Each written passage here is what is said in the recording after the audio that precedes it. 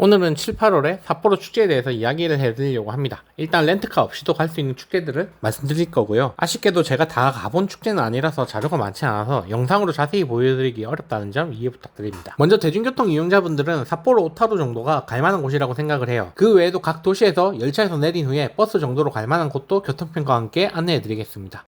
첫 번째는 삿포로 맥주 축제입니다. 너무 유명한 축제죠, 사실. 맥주 러버라면 누구나 탐나는 그런 축제입니다. 7월 19일부터 8월 14일까지 진행하는 축제고요.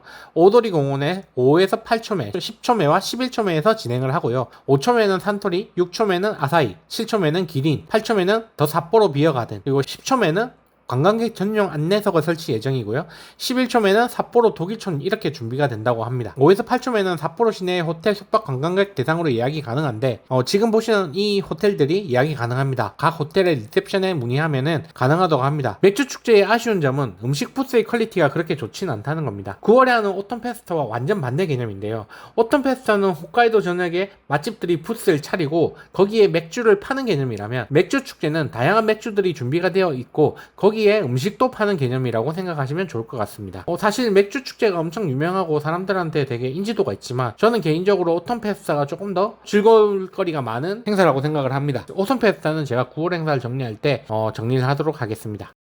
두 번째, 도요히라강 불꽃놀이. 삿포로에는 오도리 공원 말고 나카지마 공원이 있습니다. 그 인근의 강가에서 하는 불꽃축제로 7월 26일 금요일 9시 40분부터 약 50분 동안 진행된다고 합니다. 나카지마 코엔역에서 하차 후에 도보로 10분 정도 이동하면 되고요. 관람료는 무료니까 이날 일정이 맞는 분이라면 조금 이른 저녁을 드시고 일찍 출발하시면 불꽃놀이를 구경하고 돌아올 수 있을 것 같습니다. 삿포로 중심부에서 무료로 볼 수 있는 유일한 불꽃놀이니까 날짜만 맞다면 한번 가볼만 하다고 생각이 듭니다.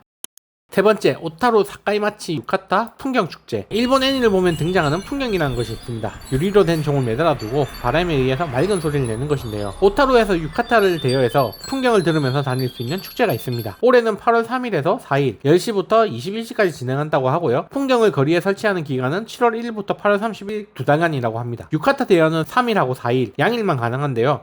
오전 10시부터 15시 30분까지 렌탈이 가능하고 17시 30분까지 반납하면 됩니다. 유게츠 오타루 점 2층과 기모노 치즈다다에서 렌탈 서비스를 하고 요금은 하루에 4,500엔, 각일 50벌 정도라고 하네요. 아쉽게 예약이 필요하다고 하는데 0134-27-1133 사카이마치도리 관광 안내소로 전화하시면 예약이 가능합니다. 이 부분은 조금 아쉬운 게 관광객들은 사실 이렇게 되면 예약하기가 쉽지가 않죠. 그리고 몇몇 이벤트가 있는데 무료로 경품이 꽤 많이 걸려 있어요. 일본어가 되신다면 참여해보면 좋을 것 같습니다. 특히 도쿄 디즈니랜드 페어 숙박 여행권은 저 돈으로 보고 싶기는 해요. 근데 이제 일본어를 좀 할 줄 알아야 돼서.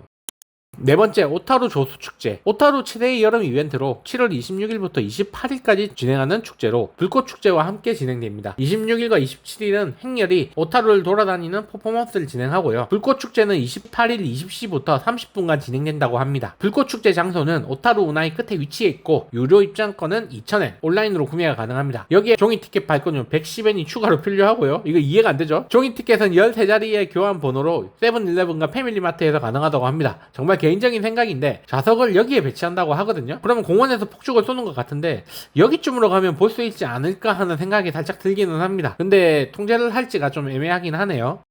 다섯 번째, 하코다테항 축제. 이제 조금 벗어나서 하코다테입니다. 이 축제를 위해서 삿포로에서 하코다테를 간다고 하면 저는 무조건 반대고요. 2박 3일 정도의 일정으로 하코다테를 갈 생각이 있다고 한다면 그 일정에 잠시 가볼만 하다고 생각합니다. 8월 1일부터 5일까지 진행되는데 야타이 운영은 1일부터 5일, 4일, 5일은 우천을 대비한 예비일로 잡혀있어요. 불꽃놀이는 8월 1일 19시 45분부터 20시 50분까지로 잡혀있고 위치는 미도리 노시마 공원에서 한다고 합니다. 2일과 3일은 17시 30분부터 21시까지 각각 이 구간의 퍼레이드를 한다고 하니까 일정이 맞다면 구경해보면 좋을 것 같습니다.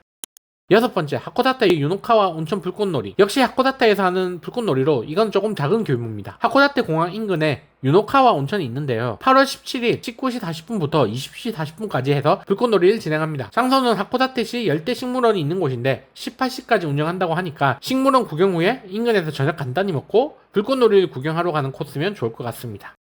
7번째, 도마코마이 한국축제. 도마코마이 대규모 이벤트입니다. 8월 2일부터 8월 4일까지 진행하고 불꽃놀이는 8월 3일 19시 30분부터 하며 입장은 무료입니다. 8월 3일 홋카이도 도착하시는 일정이라면 도착하자마자 바로 가시는 것도 좋을 것 같고요. 8월 4일 비행기로 돌아오는 분이라면 도마코마이에 숙소를 잡고 축제를 보는 일정도 좋을 것 같습니다. 마지막 날 작은 도시에 있는 게 좀 아쉽겠지만 오히려 이런 작은 도시의 이자카야에서 정말 로컬한 분위기를 느껴보기가 좋거든요. 그래서 한 번쯤 이런 곳도 가보는 것도 추천드릴게요.